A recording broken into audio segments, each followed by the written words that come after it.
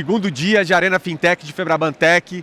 Queria desejar a todos vocês um excelente evento e também muito obrigado por participarem aqui e desejo também as boas-vindas para poder a gente iniciar com esse primeiro painel, no qual a gente vai conversar sobre banking para startups.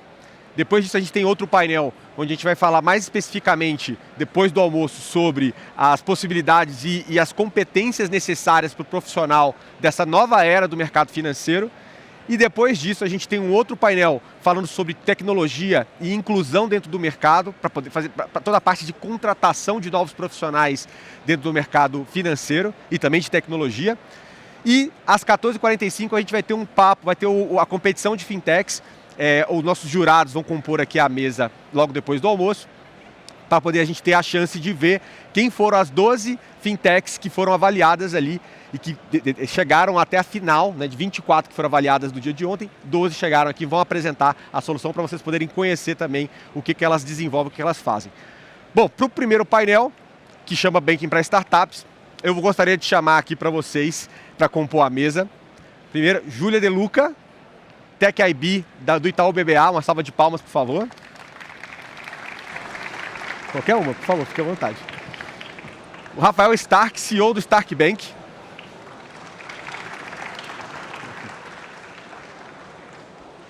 E na sequência a gente vai ter também a presença do Antônio Soares da DOC, que está um pouquinho atrasado em relação a trânsito, mas a gente já começa por aqui e daqui a pouco ele compõe com a gente. Bom, pessoal, antes de mais nada, obrigado aí pela participação, por botar esse papo. Obrigada pelo convite. Acho que a gente tem uma chance muito legal aqui de explorar diferentes facetas do que seria banking para startups. E até bom deixar claro para o pessoal, né? A gente tem um gap, teve durante muito tempo, em relação a serviços financeiros prestados para startups. Então, tanto do lado dos grandes bancos, que eu acho que é a visão que a Júlia pode contribuir aqui, como também serviços que algumas fintechs têm desenvolvido para outras empresas de uma forma geral, inclusive grandes empresas de tecnologia, como é o caso que o Rafael vai poder contar com a gente. Mas antes de mais nada, eu queria ouvir um pouco de vocês, uma apresentação, o que vocês fazem na empresa de vocês, começando pela Júlia, por favor. Legal. Primeiramente, como eu disse, obrigada pelo convite. Para mim é uma honra estar aqui com o Rafa Stark, falando sobre esse tema. Bom, de forma super breve, eu estou no mercado financeiro há cerca de 14 anos, 5 anos no Itaú BBA, aqui para quem não sabe é o banco de atacado do grupo Itaú Unibanco. Eu fico na área de banco de investimento e minha responsabilidade primordial é a cobertura de fundos de Venture Capital e de Growth focados em tecnologia. E acho que vale aqui mencionar brevemente que o Itaú BBA, na ótica de banco de investimento e todas as outras óticas que a gente vai falar posteriormente, tem uma atuação relevante no que tange a banco de investimento. Então, a gente participou de 21 das 27 ofertas de tech, tanto aqui quanto lá fora. A gente fez a maior transação de Data Analytics em 2022, que foi a venda da Neurotech para a B3. A gente fez a fusão da FIAP com a Alura, enfim. Então, eu acho que tudo que a gente está fazendo no banco de investimento não é isolado, né? É do ecossistema como um todo, que aí a gente fala depois. Boa. Rafa, fala um pouquinho da Stark e de você também. Bom, primeiramente, obrigado, Bruno, pelo convite. Prazerzão estar aqui com você hoje. Júlia também. Bom, falar super rápido de mim. Meu nome é Rafael, sou fundador da Stark Bank e da Stark Infra, né? A Stark Bank acho que é um pouco mais famosa, né? Então o pessoal acaba conhecendo mais. Então a gente é basicamente um banco digital focado não só em startups, mas também em empresas de médio a grande porte, né? Então a gente faz todas as operações de cash management, cartão corporativo, renda fixa digital, recebimentos, cobranças, enfim, tudo que um banco transacional faz, né? A gente vem atendendo vários clientes aí, que daqui a pouco eu vou contar um pouquinho dos cases. E recentemente a gente abriu a Stark Infra, que é uma empresa que a gente está aqui hoje, né, com o stand no corredor ali. E a Stark Infra a gente criou porque na Stark Bank a gente quis criar um banco, né, um banco de excelência. Então, assim, para ter um banco robusto, a gente precisa de uma infraestrutura financeira robusta, né? Então a gente criou a Stark Infra justamente para prover isso para a Stark Bank e recentemente a gente abriu essa infraestrutura para outros participantes, para os players, né? Seja fintech, seja instituições financeiras mais tradicionais, né? Quem sabe até eventualmente o Itaú possa virar cliente nosso, né? Infraestrutura, e faz dos serviços de emissão de cartão, né? Conexão com o Banco Central para ser participante do Pix e bancarização. Maravilha. Bom, pessoal, depois dessa intro, ao invés de a gente começar talvez com uma pergunta mais geral, eu acho que eu vou partir para uma específica, até pegando um pouco do gancho do que a Júlia falou e direcionada para ela também. Júlia, o BPA, ele adotou essa estratégia clara de atendimento ao setor de tech há alguns anos, né? O banco vem se posicionando, tem a área tech que você atua principalmente também. E hoje ele já consegue ser percebido de uma forma diferente pelas startups. Quais foram os principais fatores e o posicionamento que levaram a isso, né? Então, queria entender se tiveram algumas ações chaves que vocês tenham feito para poder virar essa chave lá dentro. E você teria alguns cases interessantes para poder dividir com a gente também? Acho que é legal. Legal. Acho que primeiro o importante para falar é que o Itaú vai fazer 100 anos, né, ano que vem. E a gente tem um DNA de ser um banco de relacionamento. Isso permeia todos os negócios, né? Com tecnologia não poderia ser diferente. E acho que ainda mais. Então, muito da estratégia toda do banco, ela é voltada para acompanhar as startups desde o início, quando ela está abrindo uma conta, pedindo um cartão de crédito, que nem sempre é trivial, até quando chega no banco de investimento, que aí é o time que eu atuo, quando ela vai fazer um IPO ou um M&A grande. Mas ali também não é o fim da história dela. Então, tem também o Wealth Management, o Private, focado para os founders de startups. Então, acho que a gente está formando um ecossistema importante para todos os estágios. Aí, acho que vale mencionar a nossa atuação na área comercial. A gente tem uma área dedicada no BBA para as empresas de tecnologia, que estão lá a critérios um pouco diferentes do que quando a gente segmenta large, middle. Elas estão lá por serem, enfim, empresas de tecnologia com potencial de crescimento. Por quê? Porque a gente acredita que um atendimento um pouco mais personalizado e individual para as necessidades daquele setor e daquela empresa é muito importante. Então, esse time tem 150 officers hoje em dia, 1.500 empresas que a gente cobre. Só para tech? Só para tech. Dedicado para startups e empresas de tecnologia. Que está sendo muito acertado, porque é super importante também o comercial dessa empresa entender bastante de tecnologia, que muitas vezes tem nuances diferentes de empresas que a gente chama da economia tradicional. Então, acho que um pouco do incentivo como um todo foi justamente ter certeza que a gente está acompanhando as empresas em todos os estágios da sua jornada, né? E falando um pouco do banco de investimento, a gente atualmente, aqui no Brasil, a gente é o maior time dedicado ao setor de tecnologia, que aí inclui fintech, edtech, software as a service, plataforma, e-commerce, tudo isso. E a nossa atuação no banco de investimento, também com essa ótica de relacionamento, é acompanhar a empresa desde o início. Aí eu já vou trazer um exemplo para você. Acho que um exemplo muito bacana, e talvez uma empresa que todos aqui conheçam, seja o exemplo da Localweb. Então, a Localweb atualmente é uma empresa listada, mas, enfim, pouca gente sabe que a gente, há 15 anos atrás, lá em 2009, a gente ajudou eles a trazerem a Silver Lake para o cap table.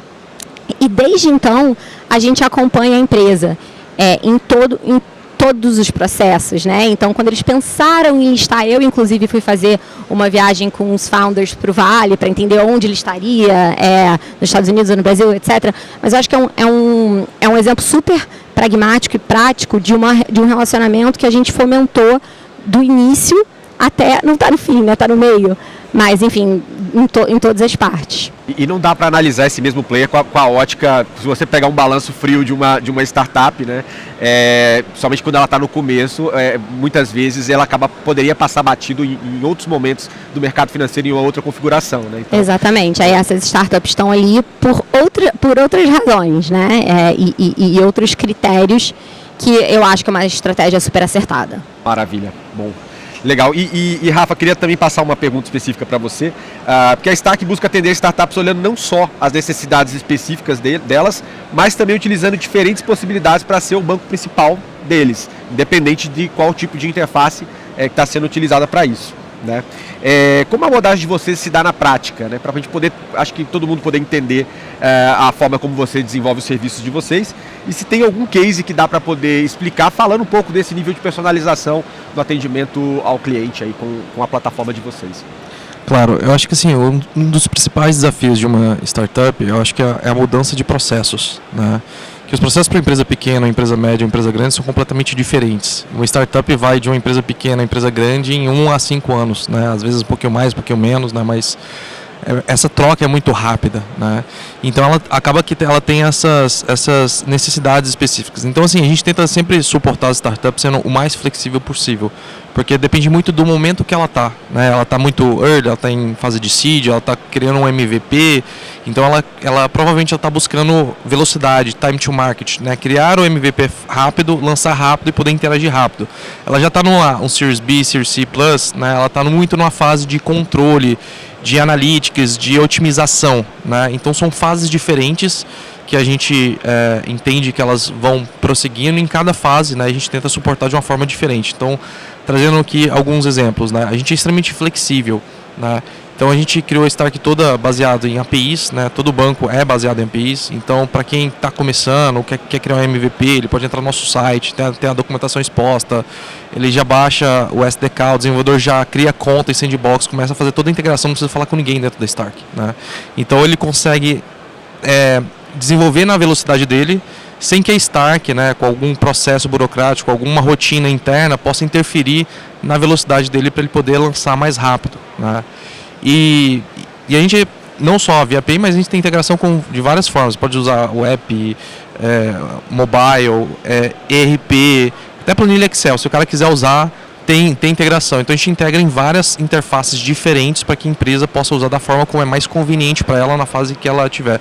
E já numa fase mais late, né, no Series B, Series C, a gente tem toda uma ferramental, né, de analytics, né, e controle de gastos, né? Então, dando alguns exemplos, tipo, você abre qualquer banco que você abrir, é um bando de tabela, né? Qualquer banco são dados, números e tabelas, né? Você abre a Stark Bank, a primeira coisa que você vê é o fluxo de caixa. Tem um gráfico que você vê entradas, saídas, forecast, ticket médio, várias informações analíticas sobre como que você está operando, como é que está a sua operação, né? A gente tem várias ferramentas de controle de gastos, por exemplo, cartão corporativo, né? Entrando um pouquinho, tipo, putz, a empresa levanta 10 milhões de dólares, não tem 1 milhão de reais de limite de cartão, né? Cara, na Stark, cara, vai ter 2, 3, 5 milhões de limite de cartão, né? E não precisa mostrar balanço dos últimos 3 meses assinado por contador, nada, né? E a gente tem toda uma ferramental da empresa setar políticas, né? Eu vou falar, puta, eu vou criar uma política porque eu quero que esse cartão ou esse card holder possa gastar tantos reais ou dólares por mês, por semana, ou nessas categorias, ou nesses países, ou nesses horários. Então tem todo e você pode criar múltiplas regras. Então o CFO consegue setar toda a política que ele quer para a tipo empresa, né? E ele tem todos esses controles de gastos e mais todos os dashboards que a gente dá para ele saber tudo que está acontecendo. Então assim, são várias fases assim diferentes que a gente vem suportando as empresas. Se você quiser, eu posso entrar em alguns cases mais específicos, né? Por exemplo, daqui, né, é um dos unicórnios aqui do Brasil, usa a gente, né? Então toda a parte de recebimento, conciliação que ele faz, estorno, né? Isso tudo através da Stark. Ele tem uma operação muito sensível, ele tem que entregar em 15 minutos. Você fez uma compra, tem que chegar na sua casa em 15 minutos. Então o grau de eficiência operacional que esse cara tem que ter é fodido, né? Ele tem que ter um parceiro que consiga entregar essa excelência para tipo daqui, né? Um outro case só para dar, né?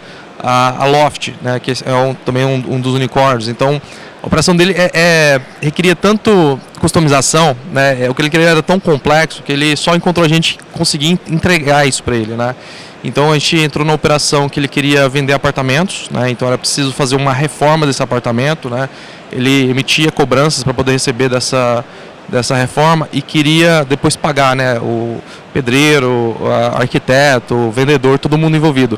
Só que ele estava com um problema, né? No player que ele estava usando era uma conta bolsão que ele misturava dinheiro de várias obras. Então ele não queria que uma obra tocasse no dinheiro da outra, né? E usando a Stark Bank, né? A gente conseguiu fazer uma integração com o NetSuite da Oracle, que ele não tinha time de tecnologia, então quando ele criava um contrato novo de venda, isso a nossa integração criava uma subconta para aquela empresa, então as cobranças eram emitidas para aquela subconta, então o recebimento era segregado de cada contrato e automaticamente quando ele queria pagar os vendedores, né, os fornecedores, automaticamente a gente fazia o split desse saldo para todo mundo envolvido, né? Isso tudo sem precisar de time de tecnologia, sem parar operacional, só o time financeiro dele mais o nosso. Então, assim, a gente consegue entregar um nível de customização que dificilmente outros players vão conseguir entregar. E você entende que esse é o grande diferencial que vocês têm hoje, inclusive o que acaba chamando a atenção não só de startups, mas também de players maiores também, né? Acho que é legal poder citar alguns players maiores que vocês também atendem aqui. Claro. Eu acho que assim, a gente entrega alguns pilares de valores, né? Eu acho que o primeiro pilar de valor que a gente entregou foi a escalabilidade. Eu acho que dá um sistema robusto para que as empresas possam integrar o sistema delas aos nossos e não importa se ela quer fazer uma transação por dia, 1 milhão de transações por dia, essa integração escalar e não dar problemas operacionais. Então, acho que escalabilidade.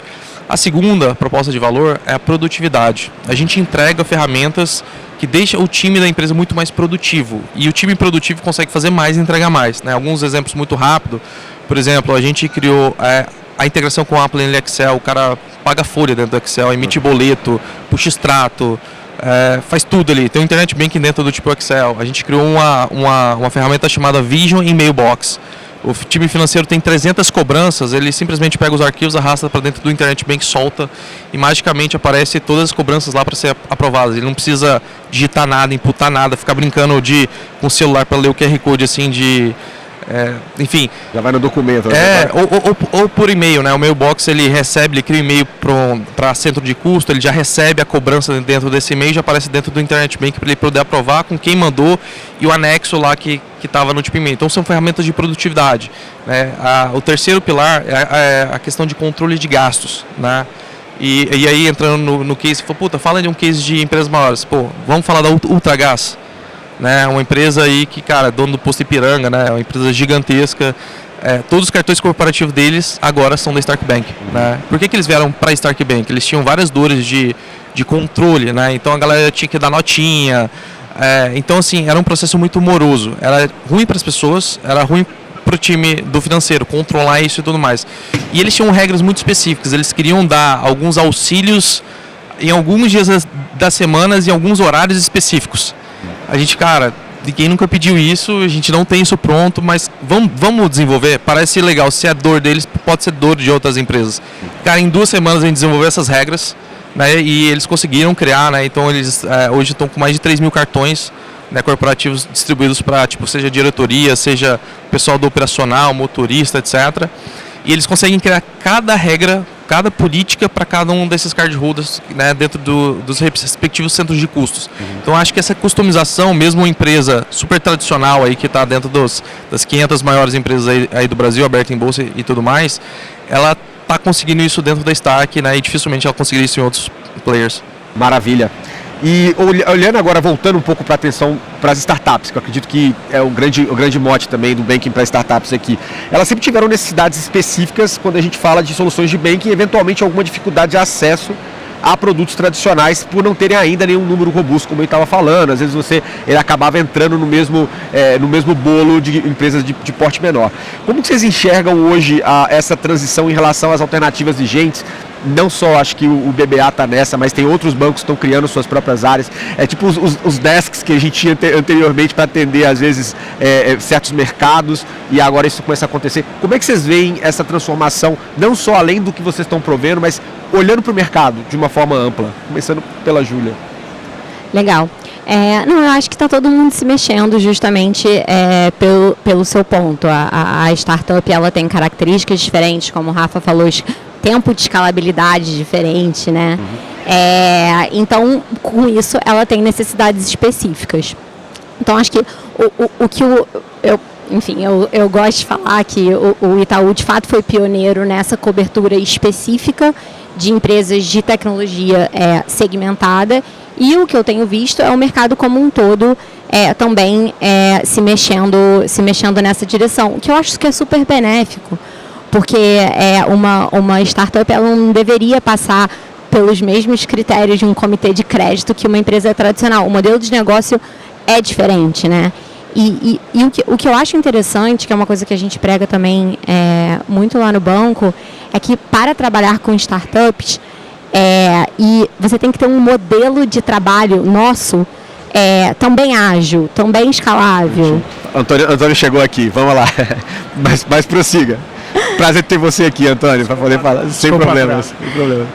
Também ágil, também escalável, e é interessante que esse modo de trabalhar com as startups acaba permeando todas as áreas, né? Então eu acho que a grande beleza é você ter a tecnologia, que é importante, o modelo de trabalho correto perante essas startups, para aí você poder ofertar os produtos de forma correta também. Né? Então acho que são esses três passos. Maravilha.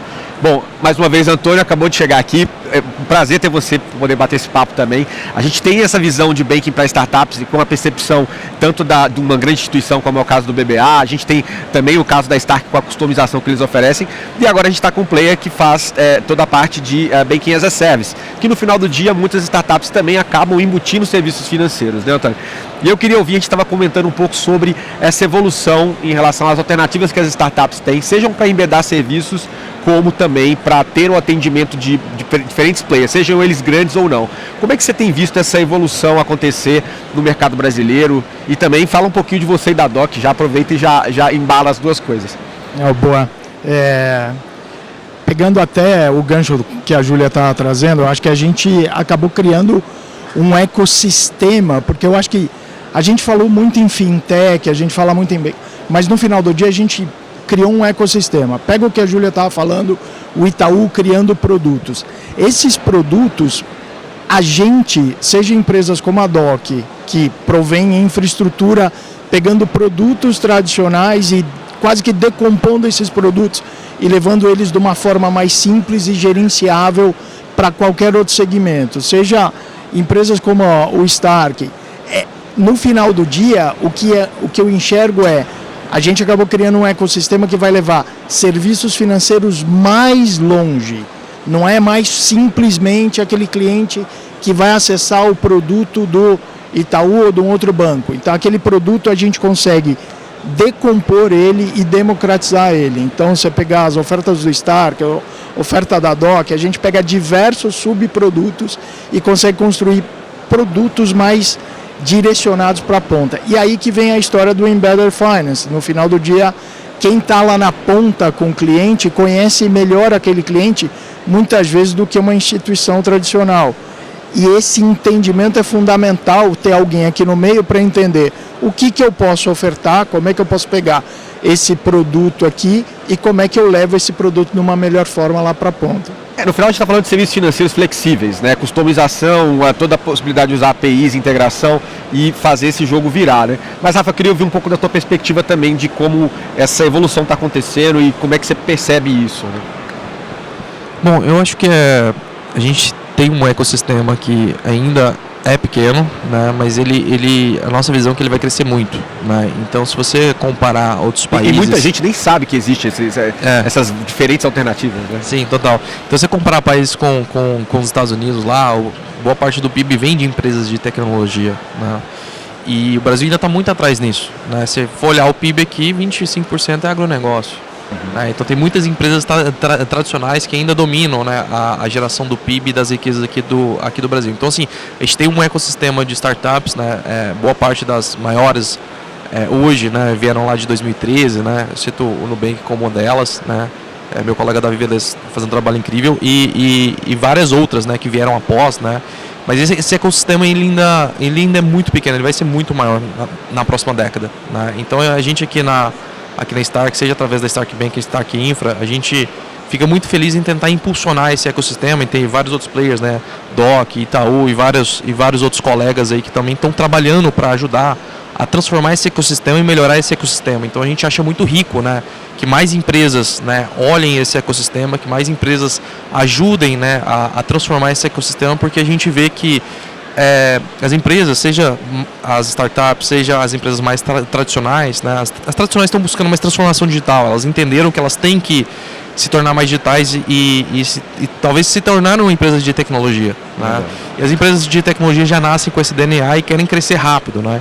Então eu acho que assim, quanto mais participantes dentro do ecossistema, mais rico para o Brasil como um todo, porque acho que o objetivo é, cara, gerar mais empregos, mais tecnologia, evoluir o Brasil. Então a gente vem, né, tentando suportar, né, esse ecossistema, essas empresas, porque a gente quer que dar a melhor tecnologia financeira para que a gente possa ter uma transformação digital no tipo Brasil e ter, né, uma evolução social também com isso. E as necessidades são muito diferentes, né? Assim, a gente sai de um modelo que era o que tinha, que é one size fits all, né?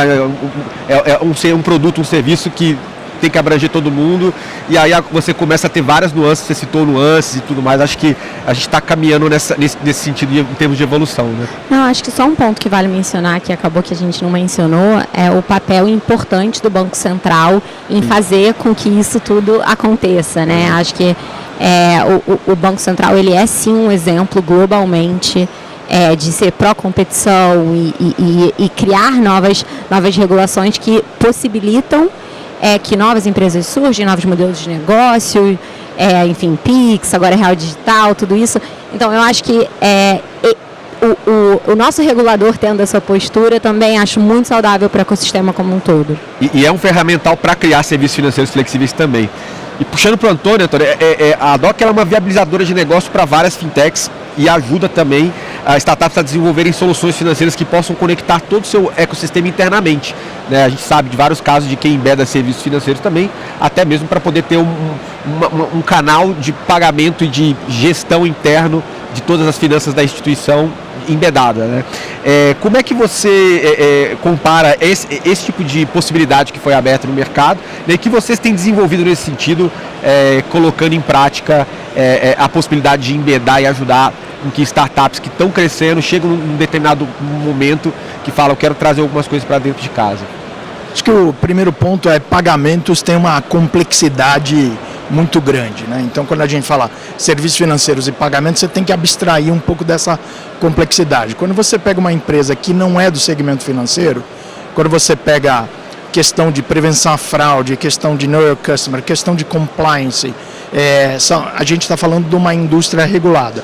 Então, o primeiro ponto que a gente enxerga é como é que a gente leva não só a tecnologia, mas serviços gerenciados, porque isso faz com que outras empresas que eventualmente falem, putz, eu não quero jogar esse jogo do regulado porque ele tem uma complexidade, ele tem um know-how, eu consigo levar isso embedado numa solução tecnológica.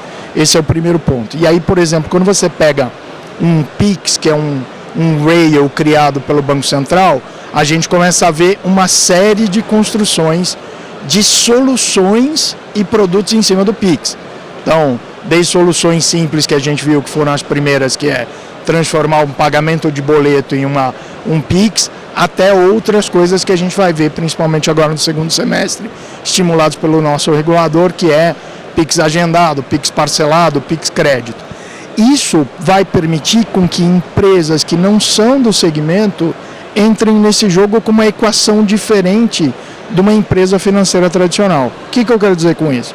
Quando você cria um produto num banco, a equação de rentabilidade do produto ela é relevante, do produto financeiro. Quando você cria um produto financeiro numa embedded finance, numa empresa de vendas diretas, numa empresa de frete, num varejo, a equação é um pouco diferente, ou seja, eu posso ter margens menores nesse serviço financeiro, porque a minha intenção é fidelizar mais aquele cliente, é conhecer mais aquele cliente, é fazer com que ele use mais o meu serviço ou que ele seja mais eficiente com o meu serviço. Esse é um passo que a gente entende que é um passo 1. E tem um passo 2, que é olhar a cadeia toda de pagamentos para trás. Quando você olha a indústria, quando você olha uma Unilever, quando você olha uma Procter, tem muito pagamento nessa cadeia e que principalmente aqui dá para entrar com um nível de digitalização muito grande. Então tem um espaço aqui enorme, não só para entregar tecnologia, mas o que a gente chama de serviços gerenciados para de fato qualquer empresa conseguir entregar serviços financeiros para o seu público. Maravilha, eu acho que um ponto interessante que você coloca é exatamente isso, assim, quando ela está embedando, muitas vezes a equação dela não é nem fazer grana com aquilo, é facilitar muito do transacional. Você complementar com alguma coisa, Rafa?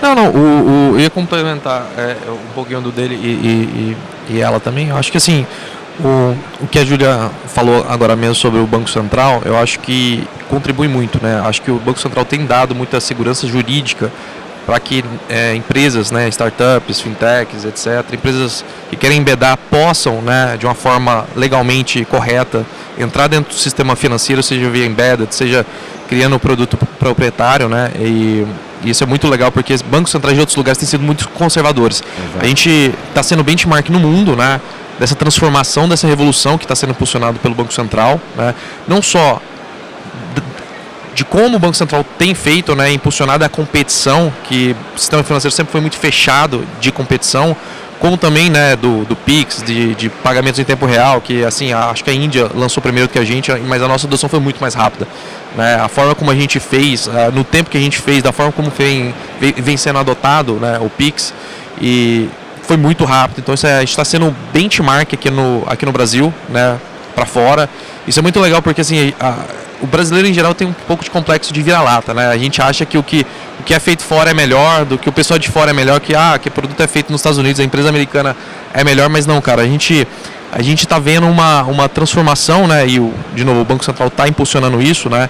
E de, cara, empresas de estarem entrando mais participantes, né? Hoje eu acho que são 700 participantes do Pix, um pouco mais do que isso, né? Esses participantes têm procurado, né, infraestrutura financeira de qualidade. Acho que a DOC provavelmente tem sentido esse efeito. A gente na Stark Infra também tem sentido essa busca, né, de não só de fintechs, né, de instituições financeiras que querem modernizar, que querem ter uma infraestrutura mais forte, também de empresas, né, que querem fazer esse embedded, né, de aproveitar a capilaridade que eles têm de cliente, né, para poder lançar produtos financeiros, não só para ter uma receita extra, né, que igual o Antônio comentou, a margem acaba sendo menor, mas justamente para fidelizar. Então, assim, a gente vê uma transformação em várias pontas, não só de quem está para esse jogo jogando para ganhar, para profissionais, né, como instituições financeiras, fintechs, como também empresas que têm buscado isso. Então, a gente está vivendo um momento muito único de transformação, né, de serviços financeiros no Brasil.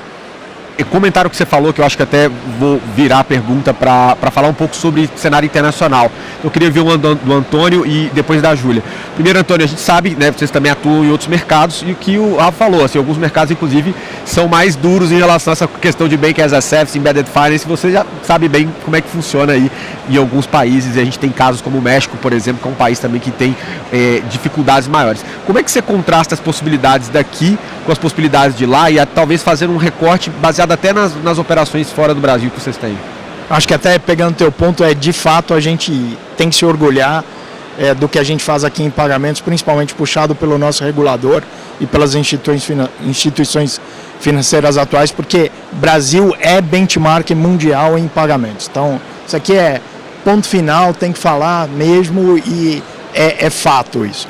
Quando você pega isso e expande para a América Latina, a gente está em 8 países já na América Latina. A gente consegue ver uma necessidade de um cenário de mercado muito parecido com o Brasil, então baixa bancarização, muito dinheiro em circulação, concentração em grandes instituições financeiras. Então, você olha a América Latina, você vê Brasil de 2010, 2013, pré-fintech.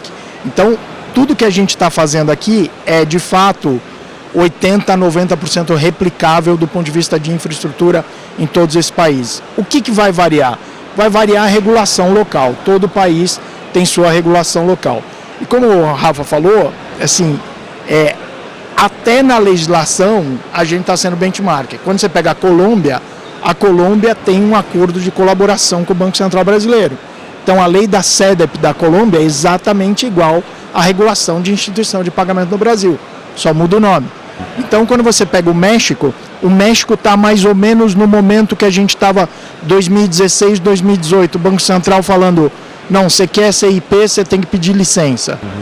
Ele está exatamente nesse momento, e aí ele está percebendo que, opa, peraí, tem muita gente querendo operar nisso aqui, então provavelmente o que ele vai fazer? Vou liberar a licença para todo mundo, quem atingir o valor, exatamente a mesma. O que eu vejo em todos esses países é quase que um déjà vu daquilo que a gente viveu aqui. Então, a gente não só pode ser empresas como a nossa, expandir nossos negócios, mas o Brasil em si, de fato, expandir até tecnologia. Vamos lembrar que a gente tem um regulador que é detentor de infraestrutura de pagamentos instantâneos. Eu particularmente não acredito que os reguladores dos outros países vão ter a capacidade do nosso Banco Central para replicar o que foi feito aqui. Até pessoal, né? Precisa de braço. Às vezes o mercado não justifica. Eu tive conversa com o pessoal do Uruguai, por exemplo. O mercado é muito pequeno, exatamente, pequeno, né? exatamente. E o regulador não está acostumado a fazer, né? Então, provavelmente tem um espaço aqui para replicar essa infraestrutura de pagamentos instantâneos na América Latina, quase que entrando um pouco no papel do que hoje o Banco Central tem aqui no país. Ou seja, de fato, o que a gente está fazendo aqui, a gente vai conseguir arrastar para a América Latina como um todo. Boa. E Júlia, como é que você me compara aí o que a gente tem aqui no Brasil, até olhando para a atuação do BBA também, comparando também com a demanda de outras startups que vocês atuam, trabalham, a maioria está aqui mesmo, tem gente da Colômbia, como é que é isso? Legal. Eu vou trazer, assim, acho que os dois colocaram super bem, então vou trazer aqui alguns complementos, né? Por isso que a gente está exportando o Pix para outros países, né? E por isso que tem diversos brasileiros ali participando daquela comitiva do FedNow para ver como que vai ser feito o FedNow. Então, assim, eu concordo em gênero, número e grau, que a gente tem síndrome de vira-lata, nesse caso a gente não é, e que a gente é benchmark. Então, a ótica que eu queria trazer aqui é do ponto de vista da minha cobertura de fundos gringos, né? Fundos que são baseados nos Estados Unidos, no Vale do Silício e tal, onde tech é o suprassumo. A gente já está vendo, acho que isso é fato, assim, a gente, do ponto de vista de ecossistema como um todo em tecnologia, a gente está bem atrás dos Estados Unidos. Mas a gente consegue ver qual é o nosso diferencial nesses pontos específicos. Então, lá no passado, a grande tese para os fundadores, né, para os founders, era replicar aqui uma tese que já tinha dado certo nos Estados Unidos. E aí o fundo gringo vinha lá e investia, porque, by the way, já tinha dado certo nos Estados Unidos. Eu acho super interessante que no âmbito de infra, a gente até estava falando antes, de infra de fintech, de pagamento, de banking as a service, a lógica está inversa. Então você está vendo que tecnologias que nós estamos desenvolvendo, vem o gringo aqui para aprender e para exportar para lá, né? Então eu acho que essa visão que é o inverso nessa indústria específica, ela é muito importante. E, de novo, por causa do Banco Central, por causa de excelentes empreendedores, que a gente está conseguindo fazer isso. Sensacional. E pessoal, olhando, falou um pouco do desenvolvimento de mercado, a gente está num momento hoje de crise para muitas startups, muitas fintechs também, e na esteira disso, muitos movimentos de fusão e aquisição vão acabar acontecendo também, né? Como é que vocês olham para esse momento de retomada, né, dessas empresas, seja para que estão precisando captar, seja aquelas que pensavam em embutir muitos serviços financeiros e falaram, talvez agora não é o momento. Como é que vocês veem um momento de retomada a partir agora do próximo semestre adiante? Lembrando que a gente também tem um momento global, uma conjuntura global complicada, né? Começando com o Rafa. Eu acho que assim, a economia é baseada em ciclos, né? Então, assim, acho que a gente teve ciclos mais difíceis, né? O pessoal lá de 2013, 2015 passou mais um momento difícil, né? Depois veio um ciclo de bonança em 2019, 18, 20, 21, né? Agora deu uma certa retração. Eu acredito assim, todos os ciclos, né? Meu pai sempre falava que mar calmo não faz bom marinheiro, né? Então, se você for olhar outros lugares, né, a crise de 2008, né, foi uma crise muito pesada no sistema financeiro, né, global. Cara, apesar de uma crise global, que vários bancos dos Estados Unidos começaram a quebrar, surgiu o Airbnb, né? Então, assim, por mais que a gente esteja passando assim, esse inverno de tipo startups, eu acho que assim, as empresas que passarem por isso vão sair muito mais fortes, né? Então, assim, eu acho que o ecossistema ele vai crescer bastante.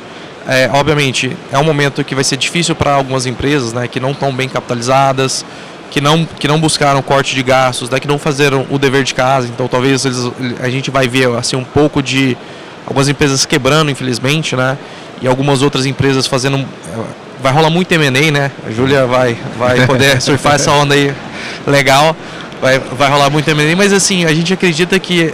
mas algumas empresas vão ter essas dificuldades, mas outras, para as outras startups que, cara, estão crescendo, fizeram o dever de casa, buscaram eficiência operacional, cortaram custos, né? Vão ter uma oportunidade muito grande de acelerar o negócio em várias frentes, né? Trazendo outras startups menores para o time, para poder acelerar algumas outras frentes, fazer algumas aquisições ou perder um pouco de competidores, enfim. Eu acho que é um momento desafiador, né? Mas eu vejo como uma ótima oportunidade para várias empresas, né? Principalmente startups. Maravilha. E Antônio, qual que é a tua leitura e como que isso de alguma forma está impactando os negócios de vocês ou nem tanto? A coisa como... Eu acho que tem um movimento natural pós, quando você tem um boom de mercado de consolidação. Então isso é natural. Agora, quando a gente olha para pagamentos, eu costumo olhar que, de fato, o tamanho da oportunidade para nós é muito grande. Porque a quantidade de dinheiro em circulação ainda é muito grande, a quantidade de pessoas desbancarizadas, apesar do trabalho que foi feito, ainda é muito grande. Eu costumo dizer que a gente fez a bancarização nível 1, que é levar todo mundo para ter uma conta digital, para ter acesso ao Pix. Agora vem a onda de crédito, então para girar a economia precisa chegar crédito na mão dessas pessoas. A gente está num momento super interessante de... Hoje o principal instrumento de democratização de crédito no país é o cartão de crédito. A gente sabe que é um produto que tem uma complexidade do ponto de vista, principalmente quando você vai para baixa educação financeira, que é o caso de Brasil e América Latina. Então, eu vejo oportunidades para criação de novos produtos, criação de novas avenidas que, de fato, tragam esse dinheiro para o digital. Então, não só isso, eu acho que o momento das startups também de começar a olhar, peraí, eu tenho visto várias, Júlia também deve estar vendo, várias empresas falando, vou pivotar aqui e vou fazer outra coisa. Porque tem oportunidade, tem sim várias avenidas de crescimento ainda dentro de pagamentos. Eu gosto de um exemplo, a gente tem um cliente que é um supermercado, um varejista de mais de 1 bi daqui de São Paulo, da periferia de São Paulo. A gente não está falando do interior, a gente não está falando... 55% do volume que esse cara recebe é em dinheiro físico. Então, assim, é isso. Estamos falando aqui de São Paulo, hein? Tem muito lugar, tem muita oportunidade. E a gente sabe o nível de ineficiência operacional que é dinheiro físico. É mais caro que o interchange do débito, você fazer movimentação. Então, ou seja, crédito para mim é um ponto que é como é que a gente expande crédito. O Banco Central está com uma agenda aí de Pix agendado, Pix parcelado, Pix crédito, que provavelmente não acho que é uma agenda que vai contra o cartão de crédito, é uma agenda mais inclusiva, porque vai ser um produto muito mais simples para a base da pirâmide, ou seja, mais gente participando do sistema. E ainda tem um trabalho de tirar dinheiro da economia, ou seja, temos boas perspectivas ainda para o negócio. Que tá ongoing, né? Se a gente olhar, a própria pandemia já ajudou também nesse processo. Então são esses momentos de crise, né? A gente fala pandemia, a gente tem esse. Mas, Júlia, qual que é a tua leitura? Legal, também aqui complementando o que eles falaram, alguns pontos que eu acho importantes. Primeiro, eu sou muito otimista. Eu gosto de ver sempre o copo meio cheio. E eu acho que o desenvolvimento da tecnologia na América Latina não tem volta. Independente de inverno de startup, de estar mais difícil de captar, a gente enfim, heavy user em mobile, a gente é first adopter quando você olha para essas pesquisas, a gente usa mais mídia social que todos os países do mundo, então assim, eu acho que é importante a gente colocar que não tem volta o desenvolvimento da tecnologia em todas as indústrias. O que aconteceu agora, e de novo, claro, tudo em ciclos, né, economia em ciclos, a gente mudou, por causa da taxa de juros, acabou aquela época do dinheiro de graça, né? E isso faz com que afete naturalmente a velocidade que essas startups vão conseguir captar. E também houve uma mudança de discurso. E aí, de novo, trazendo a ótica dos fundos de investimento que eu cubro no banco, deixou de ser crescimento a qualquer custo e virou crescimento com controle. Não é que você tem que parar de crescer e só break-even, mas você tem o meio do caminho aí. e que eu acho que é razoável, né? Então, e se a gente olhar, e de novo com o ponto de que eu sou otimista, que eu gosto do copo meio cheio, se a gente olhar nas últimas 6 semanas, a gente teve um índice Nasdaq que subiu, se eu não me engano, cerca de 15%. Tem um índice interessante que é feito por um órgão chamado PitchBook, que são só de empresas listadas, que já fizeram IPO, que tem Venture Capital no Cap Table. Esse índice subiu esse ano 23%. Então as coisas estão voltando, as coisas vão voltar, como tudo, né? São ciclos. E agora, talvez, quem sabe, de uma forma um pouco mais razoável do que a gente viu em 2020, 2021. Muito bom, é legal ver essa visão otimista, pragmática, porque também está embasada e tem dado para sustentar, né? Acho bem legal. Pessoal, a gente está aproximando aqui do nosso encerramento, e sempre quando chega o final eu gosto de pegar uma perspectiva, uma consideração final, uma reflexão, um pensamento que sintetize aquilo que vocês querem deixar de mensagem baseado no tema que a gente discutiu. Queria começar com o Rafa e aí a gente roda aqui com as considerações. Bom, a gente queria finalizar aqui falando que a gente está muito otimista com esse ecossistema de tecnologia. Esse ecossistema ainda é pequeno, vai crescer muito, né? E a gente está muito feliz em poder impulsionar empresas e empreendedores para transformar o Brasil para melhor através de tecnologia, né? Então, seja através da Stark Bank, né, através do banco, seja através da Stark Infra, dando infraestrutura financeira para empresas, para bancos, para fintechs, etc. A gente veio para contribuir com esse ecossistema e está muito feliz com a possibilidade, né, e o crescimento desse ecossistema, porque eu acho que tem muito a agregar para a nossa sociedade como um todo. Maravilha. Antônio, o que me diz?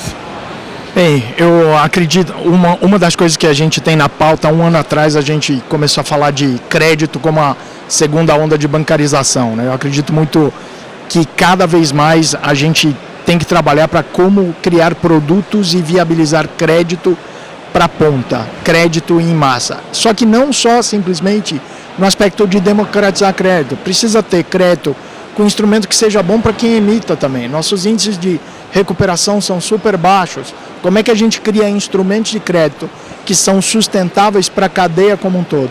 Não estou aqui falando de, vamos só baixar juros, vamos só colocar teto no rotativo. Não é isso, isso não é sustentável. O que a gente precisa é como é que a gente constrói soluções e mais uma vez, a infraestrutura está aí postada, a gente tem um regulador que está incentivando isso, a gente tem bancos que sabem fazer muito bem isso e um ecossistema que, como o Rafa falou, que tem tudo para crescer, que pode fazer com que isso vire uma realidade. Porque se a gente levar essa economia do jeito que a gente está levando, com a digitalização, inclusão financeira e levar crédito, aí de fato a gente vai ter uma contribuição muito relevante para o país.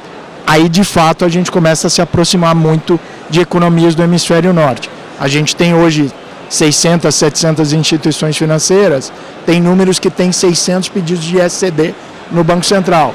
Provavelmente, eu acredito muito que a gente vai ser muito parecido com os Estados Unidos, onde você tem 6 mil bancos, você vai ter 2.000, 2.500 instituições financeiras provendo soluções para todo mundo dentro desse ecossistema. Então, para mim, é aqui onde mora talvez a próxima onda que a gente vai atacar. E o BC já abriu as portas para isso acontecer, né, também. Então essa competitividade vai continuar seguindo.